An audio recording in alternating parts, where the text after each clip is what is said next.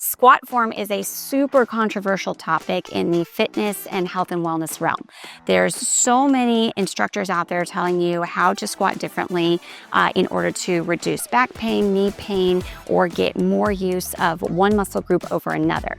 I'm Dr. Christina, the Picky PT, and I'd love to tell you about how to be picky about your movements so that you are not going to injure yourself and you're going to get the most benefit out of your exercises possible. So today I'm going to talk to you about squat form and how to do it in order to prevent back pain, knee pain, ankle pain, and also make it more functional. So it's something that you're actually going to do in real life. So there's all kinds of equipment that you can use for your squat. You can use a barbell, you can use dumbbells, you can use kettlebells, and I'm going to show you how you can use your proper squat form using each of these in order to prevent, like I said, any injuries so that you are not laying yourself up after working out at the gym. So let's get started. Like I said, one way that you can squat is you can use dumbbells, all right? You can use them by your side. You can use them over on your shoulders. You can even use them as you're holding them out if you want to. But essentially, you want to make sure that you are sticking to the same squat form no matter what equipment you're using. Overall, when you are squatting, you want to make sure that you are hinging from your hips first, not bending from your knees first. You want to make sure that you are opening up your glutes as you squat deeper and keeping your core engaged on the way down and on the way back up. You also ideally want to use more of your posterior chain, like your glutes, your hamstrings, your calves, in order to come back up out of that squat versus overusing things like your quads. Now, all of this could change if you were intentionally trying to strengthen your quads, intentionally trying to strengthen your back extensors, intentionally trying to do a squat in a way that throws you off in a forward direction rather than a backward direction.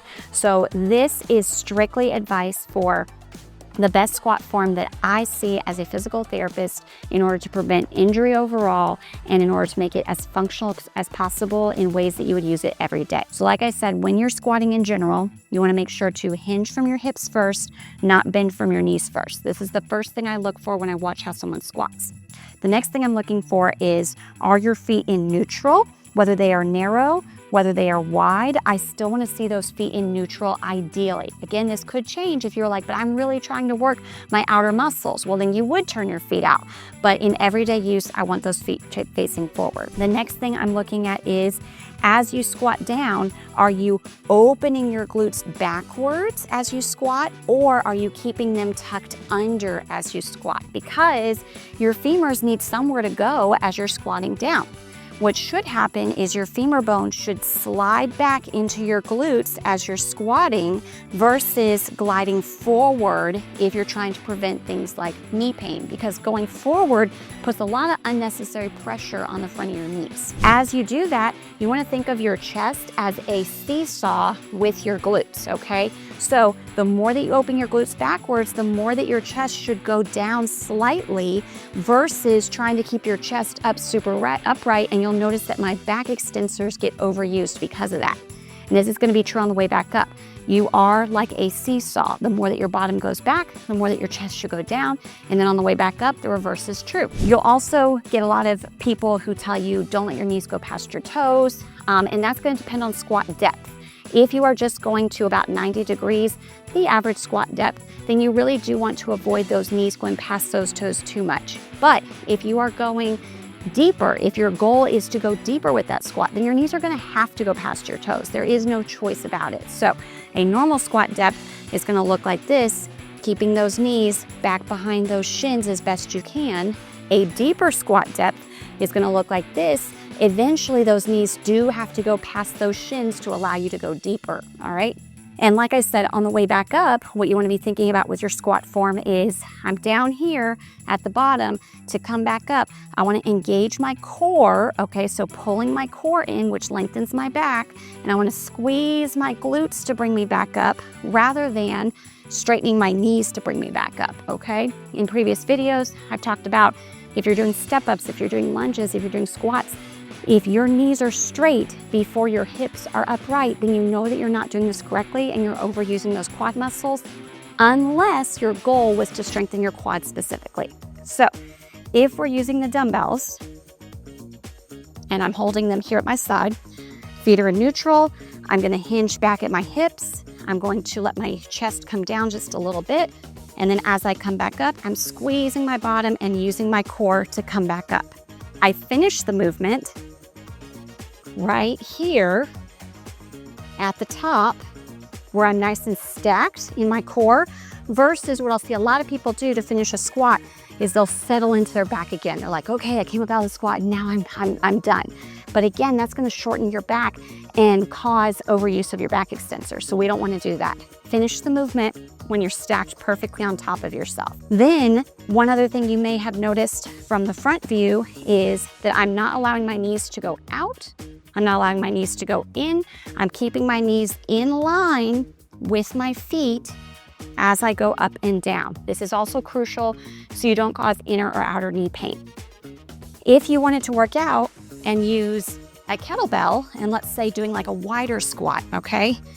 Again, ideally, I want those feet facing forward. I still want you hinging at your hips. I still want you sitting back into that squat, but notice that I'm trying to keep those knees in line with those feet as much as possible versus having them way far out or way far in. And then I'm gonna come up using my glutes and my core in this position as well, all right? So from the side, I'm still feet in neutral, hinging at the hips, opening my glutes, and then coming back up using my core and my glutes and finishing when I'm nice and stacked, all right? Lastly, if you wanted to work out using a barbell, you're going to make sure that your feet are in neutral, probably about hip width apart ideally. You're going to hinge at your hips, knees stay in line with your toes, chest comes down as much as your glute opens, and then you come back up using your core and your glutes. From the side, that's gonna look like this.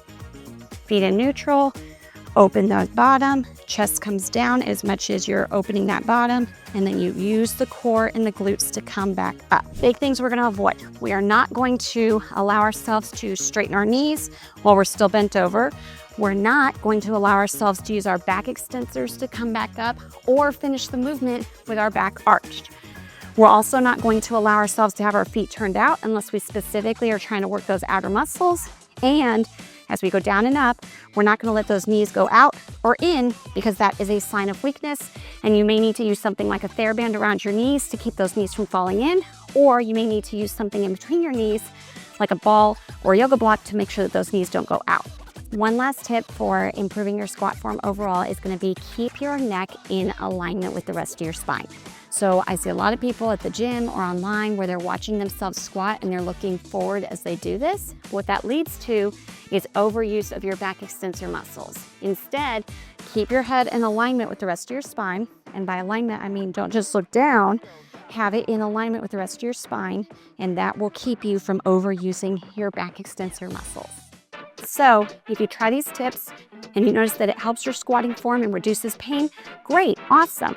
If it does not, make sure to reach out to a neuromuscular expert, a physical therapist who can design a personalized program for you, watch exactly how you are doing the squat, and improve your form in person.